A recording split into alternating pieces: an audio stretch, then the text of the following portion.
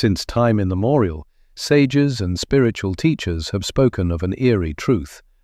Not everyone who appears human actually possesses a true soul. This idea may seem outlandish to the average person, but it has been known in various spiritual teachings for millennia. The great American seer Edgar Cayce alluded to this phenomenon in his trance messages. He claimed that beings may exist among us who appear outwardly indistinguishable from ordinary people, but are essentially mere empty shells. They lack that divine spark that imbues us with a genuine spiritual essence. What is the real meaning behind this assertion? And is there a way to recognize such individuals? By soul, we mean something eternal, a spiritual essence that connects us to the original source.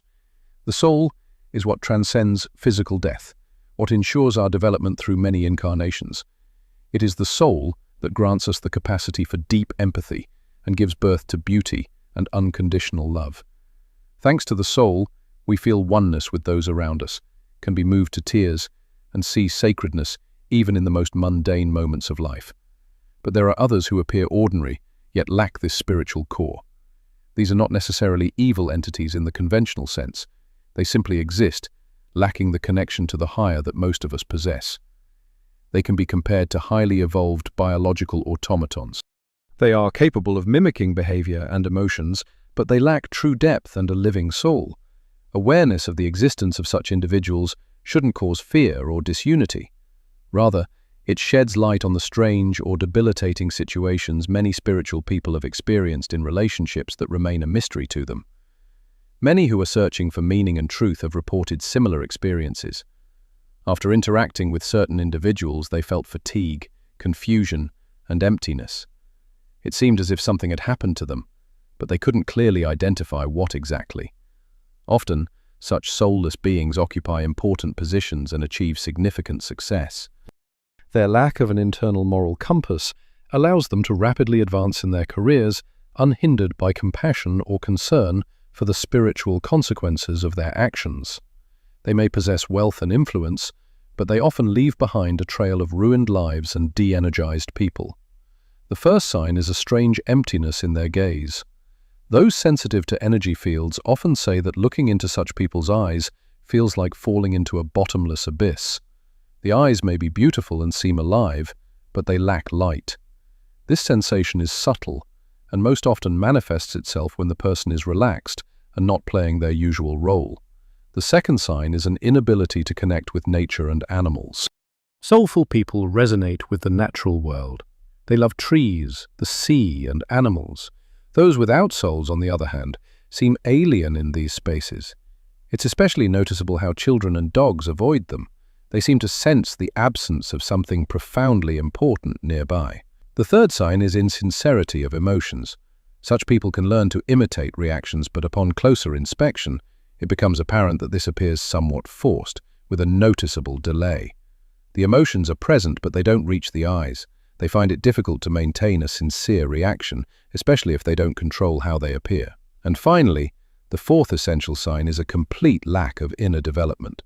Soulful people, regardless of their religious beliefs, sooner or later begin to ask questions, seek truth, change, and strive for deeper understanding. Thoughtless individuals may use spiritual language, quote famous sayings, and appear enlightened, but inside they are empty. Such individuals may sometimes resort to spiritual practices or related terminology if it helps them gain recognition or trust.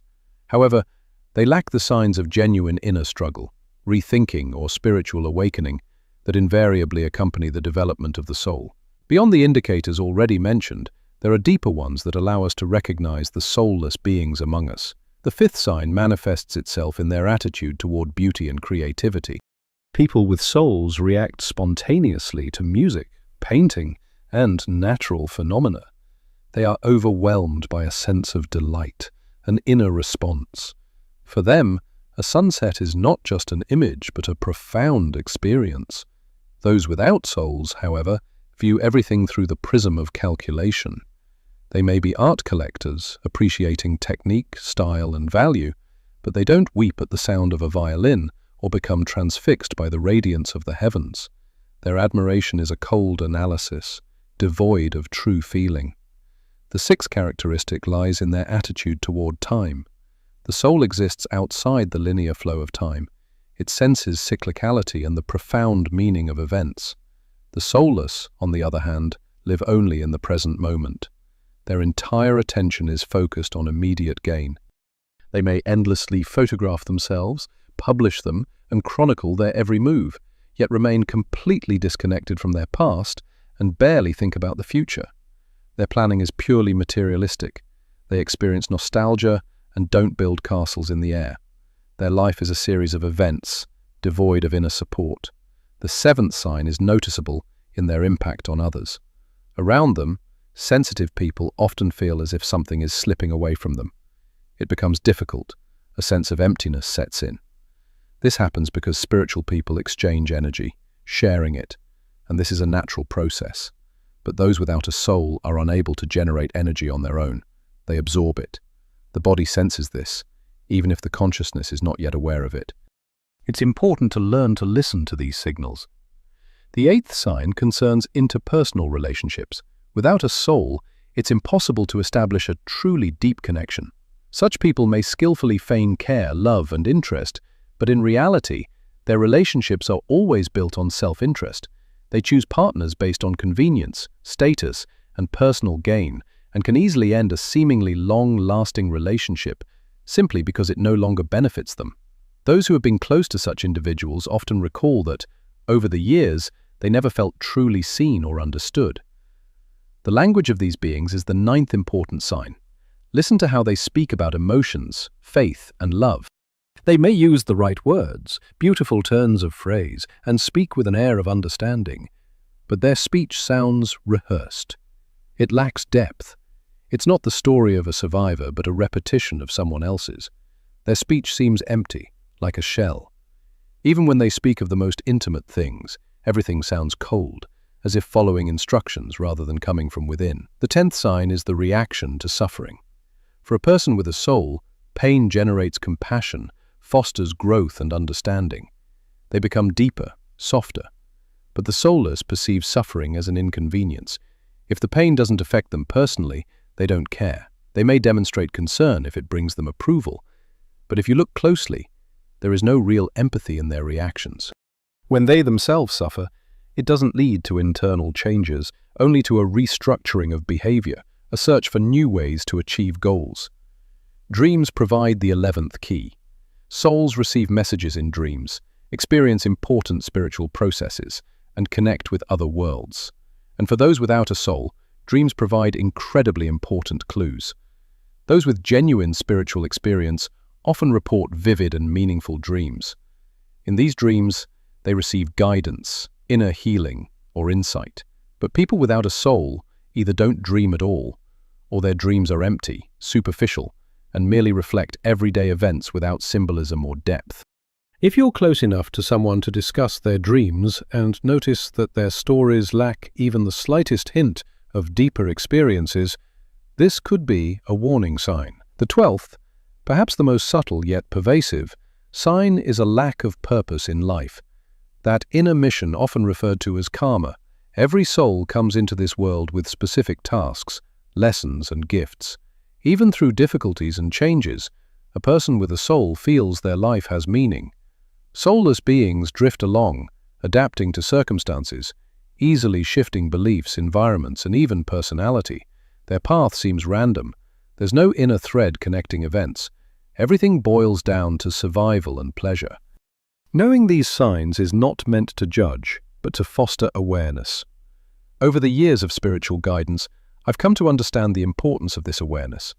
It helps us avoid becoming trapped, lost in feelings of guilt or misunderstanding. Recognizing that such beings exist allows us to establish healthy boundaries while maintaining compassion. The question isn't one of rejection or fear, but of understanding and protecting ourselves without destroying our own souls. Where do such entities come from? How is it that they walk among us in human form? Various spiritual traditions offer their own explanations for this phenomenon, but the essence is largely the same. Some ancient texts speak of so-called artificial souls or occupied bodies. These are biological entities, created or occupied by forces unrelated to the normal process of soul incarnation. Esoteric teachings suggest several possible scenarios for their origin. One theory suggests that they represent an entirely different branch of evolution, that is, consciousness developed from matter, rather than descending from the higher realms. Such beings have acquired intelligence, but lack a spiritual origin. Their path extends from the crude to the complex, but without the light of a soul. Another theory, widespread in mystical schools, posits that during certain periods, when there are not enough souls ready to incarnate, nature itself fills this vacuum. This is how bodies without souls emerge, not evil, not dangerous, simply empty. They are necessary to maintain balance, acting as temporary substitutes to keep society functioning. There's also the idea of soul theft or displacement. It's believed that through severe trauma, the use of dark magic, or even possession, the connection between body and soul can be disrupted. Then, the soul leaves the body, and the body continues to live by inertia. Such a person retains habits, memories, and behavioral patterns, but the spiritual core disappears. They are no longer who they once were. Another, more philosophical theory speaks of a gradual loss of connection. The soul, increasingly drawn to materialism over many lifetimes, forgets the sublime. Each time, it chooses profit, pleasure, and control. And if this goes on for too long, the connection with the higher realms weakens to such an extent that at some point it can no longer be restored. All that remains is a shell, a person living by biological and psychological patterns. Regardless, the very fact of encountering such beings gives rise to reflection. The main thing is not to fear or hate. True spiritual teachers have always spoken of the need to establish boundaries with respect. If you sense that someone is without a soul nearby, you shouldn't argue or try to prove anything. Such a person will not understand. It's better to limit contact while maintaining respect, protecting your energy, and not trying to remake or blame them. This understanding is especially important for empaths and sensitive people. Many of them suffer for years, trying to connect with those who are unable to reciprocate. They blame themselves, believing they didn't try hard enough. Many sensitive people feel guilty about failed relationships, asking, "Why couldn't I melt someone's coldness? Why couldn't I break through the wall of silence?" But the point isn't that deep feelings lurk behind these walls, but that there's simply nothing behind them. It's not emptiness as depth, but emptiness as absence, and this realization changes everything. Such beings also explain some horrific phenomena in human history. There were individuals whose actions were astonishingly lacking in empathy, moral principles, and remorse. They could destroy lives without the slightest regret. And if we accept that they lacked the inner essence that connects us to goodness, much becomes clearer. The modern world, built on material values, technological distractions, and superficial communications, has become the perfect environment for soulless beings. In a culture where external achievements, status, and efficiency are valued above spiritual depth, they have the perfect cover. Nothing hinders their advancement, neither conscience nor empathy. But perhaps most importantly, the recognition of this reality changes our understanding of humanity. Being human is not just biology and mental abilities, it is above all the soul. Our consciousness grows not through intellect, but through the expression of the soul, through compassion, wisdom, creativity, and love that transcends personal gain. An encounter with those who lack a soul can be a turning point. The contrast with such beings helps us to more acutely sense our own nature. Many who have been in long-term relationships with soulless people admit that despite the pain, it was precisely this that helped them awaken, see the value of a genuine connection, and understand true meaning. This knowledge frees us from pointless attempts to revive those incapable of spiritual response. Every being, even if soulless, deserves basic respect as a form of consciousness. But we should not waste our energy trying to awaken in them something that simply isn't there. It's better to focus our energies on interacting with those who truly live with their soul, creating spaces where growth and spiritual development are possible. When we realize that not everyone who appears human is so on a deep level, we face a choice. One path is to become fearful, to close ourselves off, to become suspicious of everyone around us. But spiritual teachers have always spoken of another, wiser path, with an open heart but a clear gaze. The first step is self-knowledge. The better you feel your own soul, the more clearly you sense it in others. Meditation, reflection, and honest inner dialogue cultivate this subtle intuition, and then the absence of a soul is felt almost instantly. This is not a conclusion of the mind, but rather a bodily knowledge. One mentor described it this way. Imagine you're walking through a forest, and suddenly, among the living trees, you notice a very realistic yet artificial tree statue. You don't need to explain to yourself what's wrong with it. You simply feel that it's not alive. This intuition often comes first as a physical contraction, before the mind even registers what's happening. And then the question arises, how to deal with such people? The answer? Not rejection. They too are fulfilling their roles. In areas where logic and calculation are important, they can be effective, but in personal relationships, especially love, without the soul, there is no growth or genuine intimacy. Many spiritual seekers spend years trying to awaken something in their partners, unaware that they're hitting a wall. As a result, they are left drained, devastated, and begin to doubt themselves. If you recognize yourself, a gentle and respectful end to the relationship will be the wisest step. And if it's a family, where distancing is impossible, it's important to simply adjust expectations. A parent, child, or sibling without a soul may offer one thing, but never another. Understanding the nature of soulless beings helps us not expect from them what they are incapable of giving. This allows us to find heartfelt, living connections elsewhere, without resentment, bitterness, or disappointment. In professional and social settings, such people often achieve great success and occupy influential positions. And here, it's especially important to learn to participate while maintaining inner detachment and protection. Notice how they build systems that prioritize appearances. They value performance over meaning, results over consequences, obedience over conscience. And when such systems become the norm, many spiritual people begin to sense that something is wrong. They encounter form without content, statements that don't align with their inner energy. It feels as if they're constantly being deceived, even though everything seems to be according to the rules. Some spiritual teachings claim that the number of soulless beings in the world fluctuates over time. There are eras when their number increases, especially during periods of material abundance and spiritual decline. They also tend to congregate where their special qualities are especially in demand.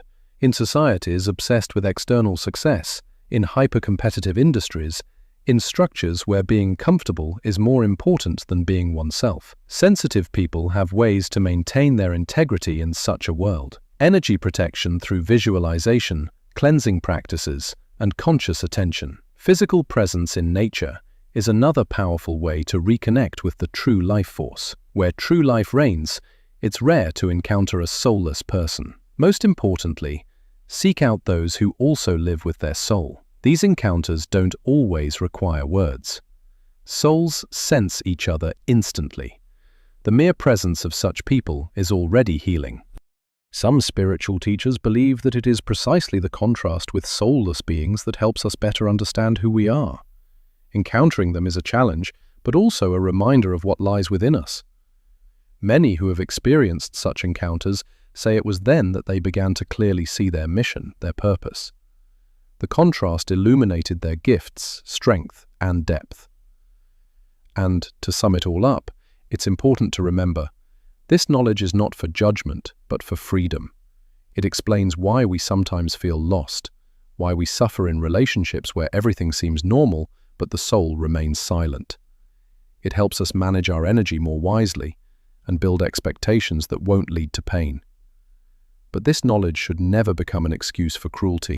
True spirituality is always discernment combined with compassion. We can recognize the differences while still recognizing the validity of all forms of consciousness. When we maintain this balance, we learn to live wisely in a world far more complex than we commonly believe. Let this knowledge be a light, not a weapon. Let it guide, not frighten. And ultimately, the best response to the presence of the soulless is the full expression of one's own soul. True kindness, warmth, light, all that the world is particularly lacking right now. If what we've discussed resonated with you, subscribe to our channel. Here you'll find much more knowledge that is rarely spoken about. Let us know in the comments if you've recognized these signs in someone's behavior. Perhaps your experience will help others. True wisdom grows when it is shared. So hit the subscribe button and the notification icon to continue this journey of awakening with us. And everything you've learned today is just the beginning.